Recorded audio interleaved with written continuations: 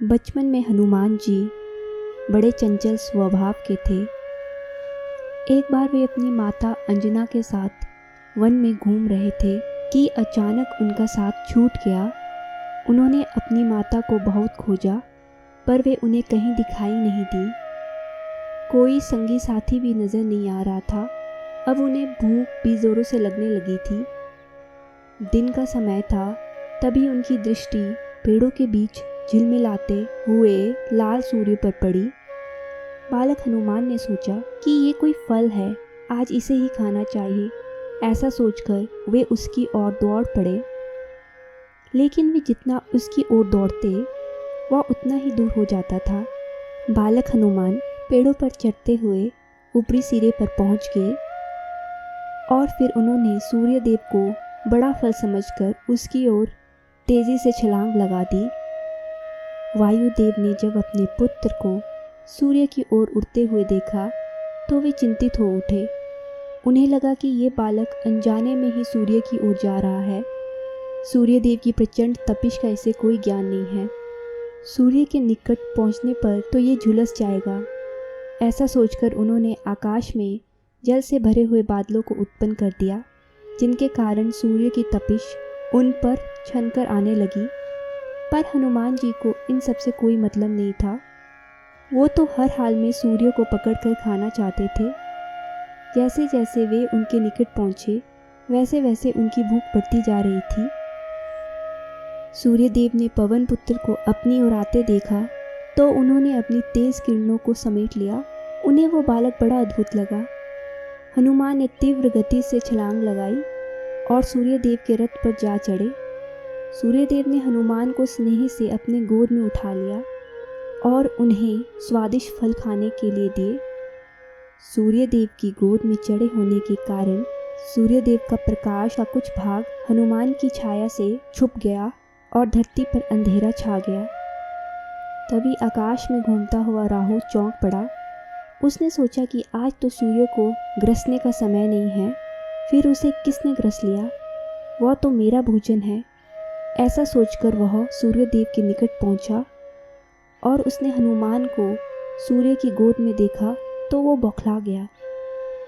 वह वहां से भागा भागा देवराज इंद्र के पास पहुंचा और उनसे कहा, देवराज, एक विशाल वानर बालक सूर्य पर चढ़ा बैठा है। देवराज हैरान होकर बोले, ये तुम क्या कह रहे हो? राहु ने उत्तर दिया, मैं सत्य कह रहा हूँ देवराज। आपको यदि मेरा विश्वास ना हो तो चलकर देख लीजिए। देवराज इंद्र तभी अपने ऐरावत पर सवार होकर सूर्यलोक पहुँचे तो उन्होंने हनुमान को सूर्य की गोद में चढ़कर फल खाते हुए देखा। उसी समय राहु ने हनुमान को ललकारा, ए वानर, कौन है तू? क्या तुझे मेरा भी भय नहीं है? हनुमान ने राहु और इंद्र को अपने सामने देखा तो वो उछलकर उन्हें पकड़ने लपका। हनुमान के भयंकर वेग को देखकर इंद्र और राहु दोनों घबरा गए। घबराहट में इंद्र ने हनुमान की ओर अपना वज्र फेंका तो वो सीधा जाकर हनुमान के चेहरे से टकरा गया। उससे बालक की ठोड़ी टूट गई और वो घायल होकर धरती पर जा गिरा। सूर्यदेव ने बालक को नीचे गिरते देखकर इंद्र से कहा, देवराज, आपने ये क्या किया? ये बालक पवन का पुत्र है। आपने बिना सोचे समझे इस नादान बालक पर अपना वज्र चला दिया।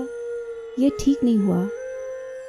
इस पे इंद्र ने कहा, सूर्यदेव, मैंने समझा कि ये कोई राक्षस है जो आपको तंग कर रहा है, पर आप चिंता ना करें, इसे कुछ नहीं होगा, ये शीघ्र ही ठीक हो जाएगा। इतना कहकर देवराज वहाँ से अंतर्ध्यान हो गए। दूसरी ओर वायुदेव ने जब अपने पुत्र को इंद्र के वज्र प्रहार से घायल होकर नीचे गिरते देखा तो उन्होंने उसे अपनी बाहों पर संभाल लिया और उसे लेकर वे एक बड़ी गुफा में प्रवेश कर गए। वहां पहुंचकर वायुदेव ने अपने आप को समेट लिया। इससे त्रिलोक का वायुमंडल नष्ट हो गया। सभी जीवों को सांस तक लेने में कठिनाई होने लगी। सब जगह हाहाकार मच गया। किसी को समझ में नहीं आ रहा था कि ये हो क्या रहा है। देवताओं और सभी प्राणियों की अवस्था देखकर देवराज इंद्र समझ गए कि ये सब वायुदेव के क्रोधित होने की वजह से हो रहा है। यदि थोड़ी देर तक यही स्थिति रही तो सृष्टि का विनाश हो जाएगा।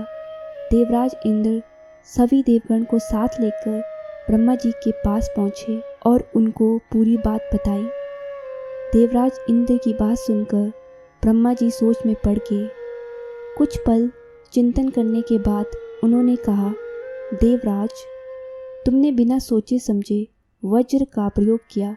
तुम जानते हो कि वायुदेव ही समस्त जीवों के प्राण हैं। उनको कुपित करके कोई भी जीव जीवित नहीं रह सकता। तुमने उन्हें क्रोध दिलाया है, अब तुम ही उन्हें प्रसन्न करो, नहीं तो विनाश हो जाएगा। ब्रह्मदेव की आज्ञा पाकर सभी देवगण और इंद्र गुफा में छिपे वायुदेव के पास पहुँचे। उस समय वे अपने घायल पुत्र के जख्मों को साफ करके वन की कुछ पत्तियों को पीसकर उसके जख्म पर उसका लेप कर रहे थे। सभी देवगण और देवराज इंद्र हाथ जोड़कर वहां चुपचाप खड़े हो गए और मन ही मन वायुदेव की स्तुति करने लगे। पहले तो उन्हें देखकर वायुदेव ने उपेक्षा से अपना मुंह फेर लिया, लेकिन जब उन्होंने अपनी स्तुति बंद नहीं की तो उन्होंने इंद्र की ओर देखा और क्रोध में कहा, तुम क्या समझते हो इंद्र, तुम्हारे वज्र प्रहार से मेरा पुत्र मर जाएगा? इंद्र ने व्याकुल होकर कहा, हे पवन देव, जिस बालक में तुम्हारा अंश विद्यमान है और जिसने स्वयं श्री हरि की इच्छा से जन्म लिया है, उसे भला कौन मार सकता है? मुझसे अनजाने में तुम्हारे पुत्र के प्रति जो अपराध हुआ है उसके लिए मैं बहुत शर्मिंदा हूँ। मुझे खेद है कि मैं तुम्हारे पुत्र को पहचान नहीं सका। क्या मुझे क्षमा नहीं करोगे? देवराज इंद्र की विनय भरी बातें सुनकर पवन देव का क्रोध शांत हो गया और उन्होंने प्राणवायु को मुक्त कर दिया।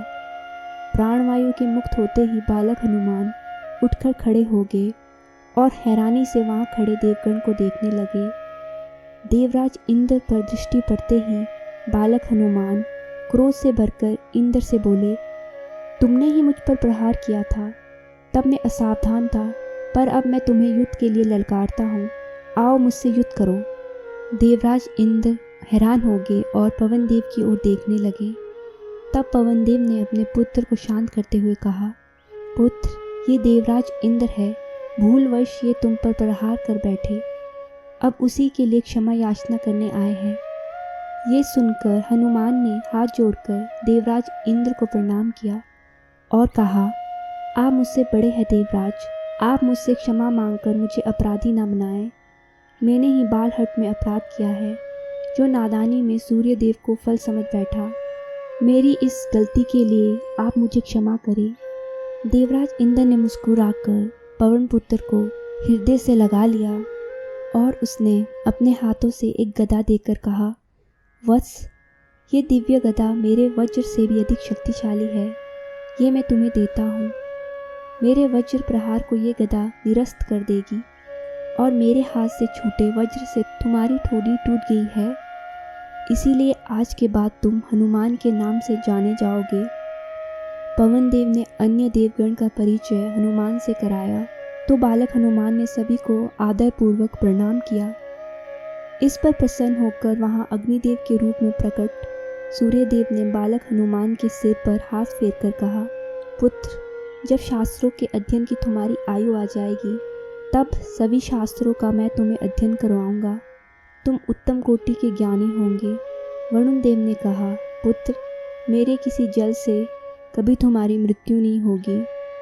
और यमराज ने कहा, पुत्र, किसी भी संग्राम में कोई तुम्हें पराजित नहीं कर सकेगा और मेरी छाया मृत्यु कभी तुम्हें स्पर्श नहीं कर पाएगी। उसी समय ब्रह्मा जी ने वहां प्रकट होकर कहा, हे वायुदेव, तुम्हारा ये पुत्र देव कार्य के लिए धरती पर आया है। भगवान महादेव की जिस पर कृपा हो, श्री हरि जिसके रक्षक हो, उसे कोई भी शत्रु हताहत नहीं कर सकता। ये बालक अपनी इच्छा अनुसार रूप धारण करने में समर्थ होगा। इसकी गति बहुत तीव्र होगी। ये महान यशस्वी होगा। सभी देवगण पवन पुत्र हनुमान को वर देकर वहां से अंतर्ध्यान हो गए।